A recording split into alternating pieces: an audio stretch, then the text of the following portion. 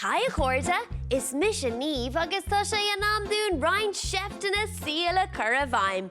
Inniu, béimid ag fáil conas Barriallacha a chur de bhróga. A roilinn! Dús, bear grimer an dóhíh le de úrdóg agus do curvéir. An sin, chur Barriallach ón tíomhheas faoin Barriallach eile chun cro ex a dhéanamh. Tóg an tíollach bun agus tarring haar an Barriallach eile é, agus isteach sa fáil.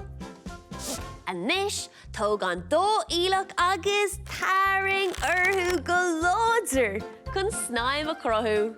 Lúb an tíollach mar seo, agus bear grimer díreach an naca leis an cnaim. Anis, leis an lámh eile, aim si lór an ílí, agus tarring a dro an cnaime ag crothú lúb eile an tíobh seo. Leis an gurcuige céine is a bhí agan níos luaithe, denimid cro ex leis an dó lúb. Déan cínta go bhfuil do bhéir sa lór chun spása ágáil. Tóg an lúb cúil agus tarring haar an ceann eile é, agus isteach sa fáil. Deireadh, tarring an dó lúb go láidir.